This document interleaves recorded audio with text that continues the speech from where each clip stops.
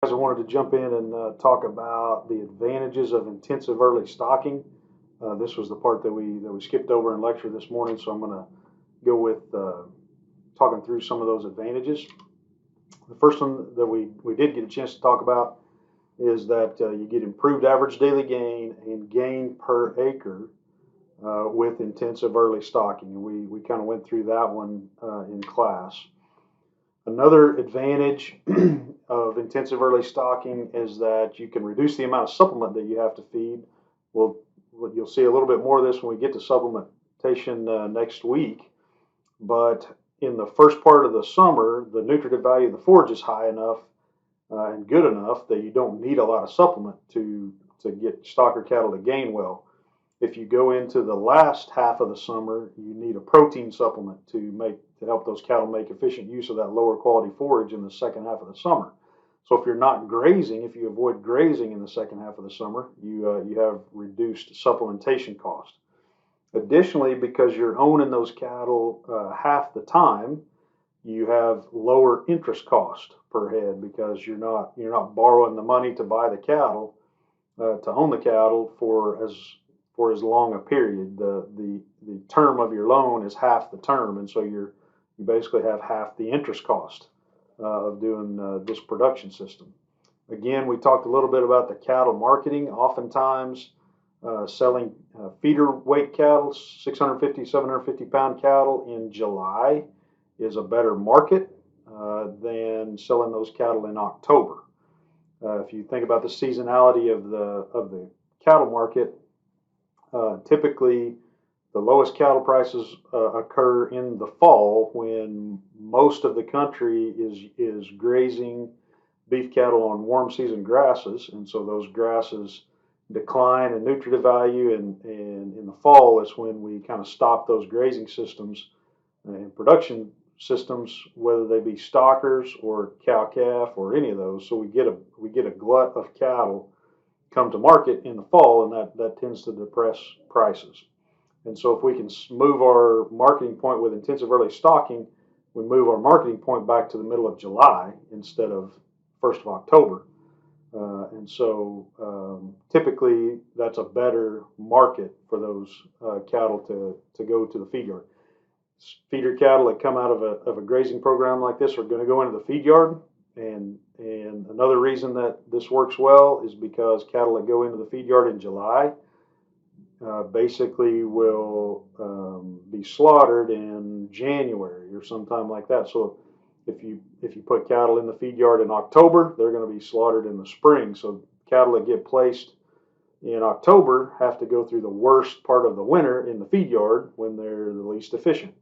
So again, if you place cattle in July with intensive early stocking, you place cattle in the feed yard, they don't have to go through as much of the winter, and you get better performance in the feed yard. So again, that helps the price signal of timing the marketing. Again, marketing those cattle in July is generally preferable to trying to market them in October. Another thing that you get with intensive early stocking is increased stock density. So remember, we've got the same amount of acres, but we've got double the amount of cattle. It's half the time, but it's double the amount of cattle, and so the stocking density on those acres that you're grazing, for the time that you're grazing them, the stocking density is doubled. And when you increase stocking density, you get better harvest efficiency of the forage. So with intensive early stocking, the cattle graze more efficiently. The harvest efficiency, the amount of forage that's grown in the pasture that actually makes it into the cattle is increased with intensive early stocking. So it's kind of more efficient that way. Another forage focused advantage of intensive early stocking is that you can rest your pasture during the summer and fall. And so the late season rest, when those grasses are trying to produce a seed head, trying to store carbohydrates in the roots, recover from grazing, get ready to go into the winter, all those kind of things, you have removed the grazing pressure at that time of the year, and rest, letting the forages rest at that time of year is pretty advantageous to stimulating the vigor of those grasses. They can develop seeds, they can develop better roots, and then next year you're going to have more robust grass plants come back next spring because they got that rest in the summer and fall. If you did season long stocking, they don't have as much rest in the summer and fall. So we got regrowth. I mentioned plant vigor. Also, some of the regrowth is really good for wildlife habitat, especially the tall grass prairie. If you let the grasses grow up in the summer, they'll get tall. You got habitat for deer. You got nesting cover for quail. All those kind of things. That could be an advantage for reducing that grazing pressure in the late summer and fall. Another thing that if you get that regrowth, you have fuel accumulated that you can burn next spring in a prescribed burn. And so intensive early stocking intensive early stocking on warm season native range pairs really well with prescribed burning of native range. And prescribed burning is a recommended management practice for native range. So intensive early stocking plays into making prescribed burning work really well. So I was going to show you this kind of back to this same chart that we were looking at a minute ago. And so you can see comparisons here on the left of intensive early stocking versus season long stocking. That was kind of the one we looked at in class.